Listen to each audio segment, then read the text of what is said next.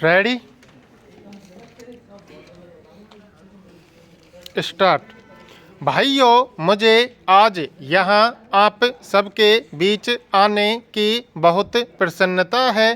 केरल अपने सुंदर नज़ारों की वजह से इतनी मनोहर जगह है कि मैं बार बार यहाँ आना पसंद करता हूँ। मेयर महोदय, आपने जो मेरा मान सत्कार किया है, जो सुंदर शब्द अपने नागरिक अभिनंदन में मेरे बारे में कहे हैं, उनके लिए मैं आपका दिल से आभारी हूँ। केरल ने भारत की सांस्कृतिक एकता में बहुमूल्य और बहुमुखी योगदान दिया है। केरल का इतिहास समन्वय, समा लेने और मानव गतिविधि के हर पहलू में पुरानी परंपराओं एवं नए मूल्यों के मिलाप की कहानी है। भारतीय परंपराओं की मुख्य विशेषता अनेकता में एकता केरल के रोजमर्रा के जीवन में स्पष्ट नजर आती है। केरल के स्वाभाविक सांस्कृतिक समन्वय और एकता को आदि शंकराचार्य की शिक्षा में मुख्य तौर पर व्यक्त किया गया।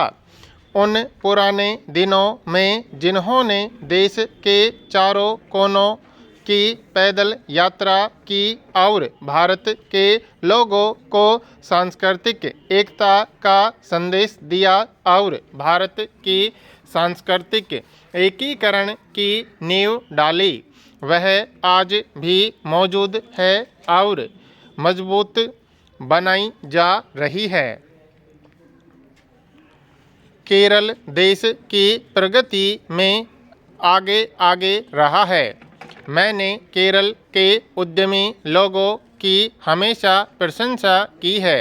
उन्हें देश के सब भागों में, बल्कि दुनिया के लगभग सब हिस्सों में और लगभग हर किस्म के कामों में लगे देखा जा सकता है।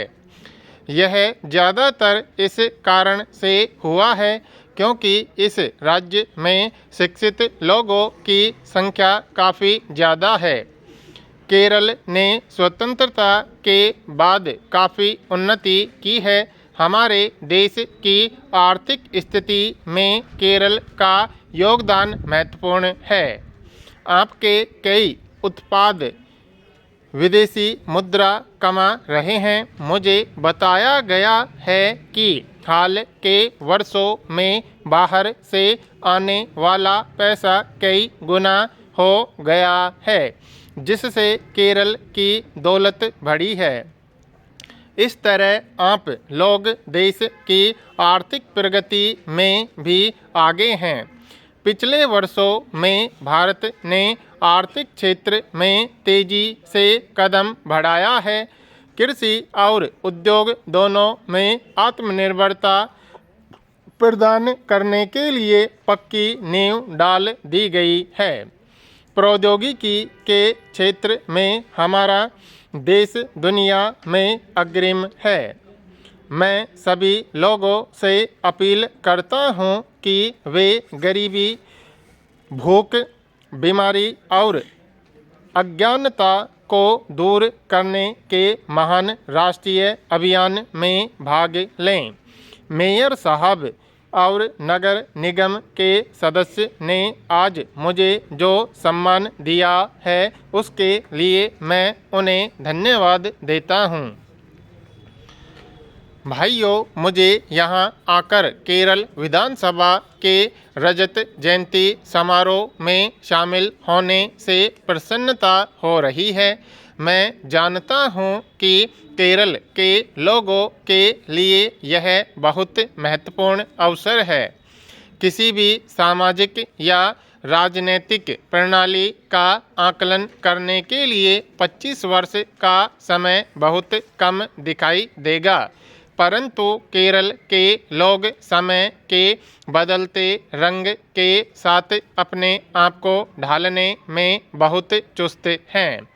अतः मैं समझता हूँ कि इस प्रकार का समारोह एक विशेष महत्व रखता है। केरल के सुंदर हरे भरे नज़ारों ने मेरा मन मोह लिया है और मेरे लिए इस राज्य में आना हमेशा खुशी की बात होती है। केरल की सुंदरता में पर्वतों, नदियों और समुद्र का एक अनुपम सामंजस्य तथा निखार है। केरल के पर्यटक स्थलों को अंतर्राष्ट्रीय ख्याति भी मिल चुकी है और वह दुनिया भर के यात्रियों को आकर्षित कर रहे हैं। केरल की अपनी एक संस्कृति है। यह पुरानी रीतियों और नए आदर्शों के समन्वय से पैदा हुई है। अपनी विचित्र भौगोलिक स्थिति से इस राज्य का एक पृथक ही जीवन मार्ग और दृष्टिकोण है। केरल का भारत के दूसरे हिस्सों में रहने वाले लोगों के साथ गहरा संपर्क है। कई जातियों और लोगों ने समुद्र और पहाड़ों को पार करके केरल की धरती पर पांव रखा और यहाँ के वासियों के साथ राजनीतिक और धार्मिक संबंध स्थापित किए।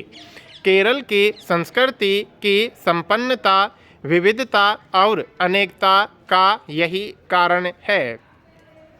केरल का सांस्कृतिक स्वरूप बहुत ही गौरवमय है और इस राज्य के लोगों की लगन ने इन्हें मानवीय गतिविधि के कई क्षेत्रों में सफलता के शिखरों पर पहुंचने में मदद दी। हालांकि केरल राज्य जैसे हम जानते हैं 1956 में स्थापित हुआ। केरल के लोग भारत की स्वतंत्रता से पहले से ही प्रजातांत्रिक संस्थाओं के बारे में जानते थे और उन्हें प्रतिनिधि सरकार का अनुभव था। स्वतंत्रता के बाद शिक्षा के ऊंचे स्तर के कारण राजनीतिक विकास की प्रक्रिया में तेजी आई।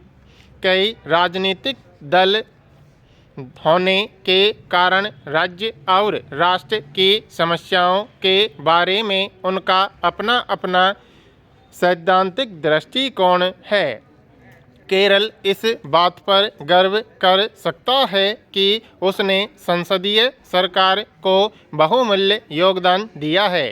भाइयों, क्योंकि आप लोग अपनी असेंबली की रजत जयंती मना रहे हैं, इसलिए मैं समझता हूँ मुझे इस माननीय संस्थान के बारे में भी कुछ शब्द कहने चाहिए।